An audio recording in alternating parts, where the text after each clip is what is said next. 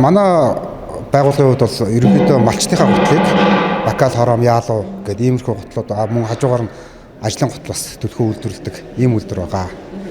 За бидний хувьд одоо ерөнхийлөгчийн санаачилсан цагаал төлбөрийн хүрээнд өнгөрсөн жил эргэлтийн хөрөнгийн 600 сая төгрөгийн зээлэнд хамрагдсан байгаа.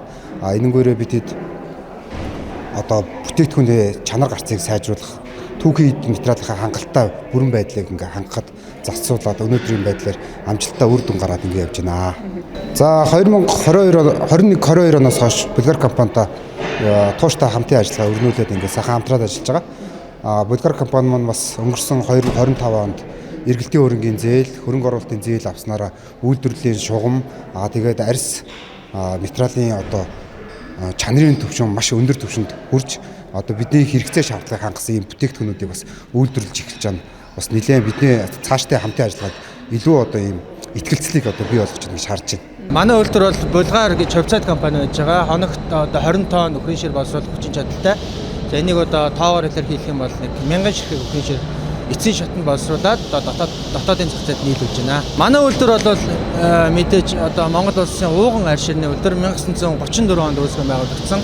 Бид нар цагаалт үндэсний хөтөлбөрт бол 2025 оны 4 сард одоо нэгдэж төслөө бичээд одоо зээл авсан байгаа. Ингээд авсан зээл санхүүжилтээр эргэлтийн хөрөнгөө одоо өсгсөн мөн одоо хөрөнгө оруулалтууд хийлээ. Тэгээд энэ хөрөнгө оруулалтынхаа тайланг одоо төрийн болон төрийн бус байгууллагууд харилцагч нартай одоо өнөөдөр танилцуулж одоо энэ хийсэг хөрөнгө оруулалтуудынхаа үр шим болоод ач холбогдлыг нь одоо ойлгуулах, тиймээ сурталчлах тийм өдөрлөг хийж байна. Гавтрамагны төр засгийн зүгээс арсын салбартаа болж байгаа бодлогыг бол дэмжиж байгаа. Тэгэхээр бид нар 25 онд бол Булгар, Дархамж хоёр компанир бол идэвхтэй олон жил хамтаас төгтөө л дээ. Тэгээ энэ хүрээндээ бид нар бас санхүүжилт өгөөд тэр санхүүжилт маань одоо бодиттой үр дүн болоо та биднээс харж байна те.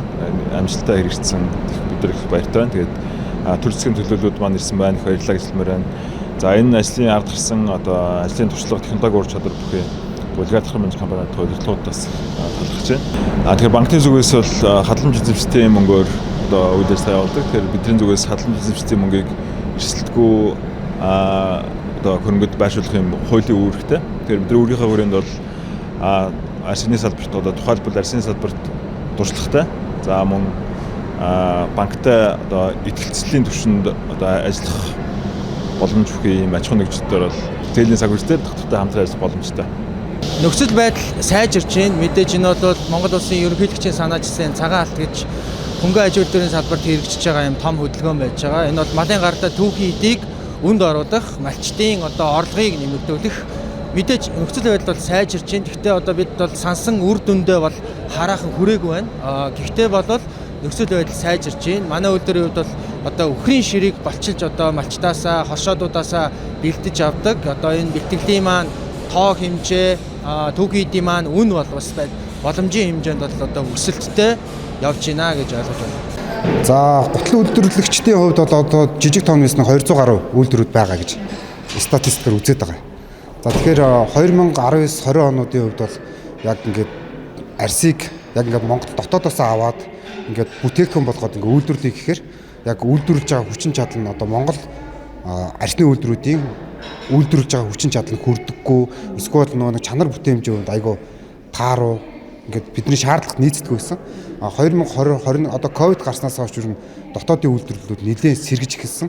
Гутлын үйлдвэрлэгчдийн хувьд ч гэсэн ер нь дотоодынхоо үйлдвэрлэгчдээс арьс материал авах нь одоо илүү зүйтэй юм байна гэдэг бодлоос үүдээс одоо ингээд бидний хамтын ажиллагаа илүү батжиж хөгжиж ирсэн. Энэнгээрээ ч гэсэн манай одоо энэ арьс ширний үйлдвэрийнхэн өөрсдийн одоо арьсны түүхийн материалын чанарыг сайжруулад бидний хэрэгцээ шаардлагыг нийцсэн ийм бүтээгдэхүүнүүдийг үйлдвэрлэж чадаад ирж байгаа учраас бидний одоо энэ хамтын ажиллагаа илүү өргөжөөд байна гэж харж байгаа.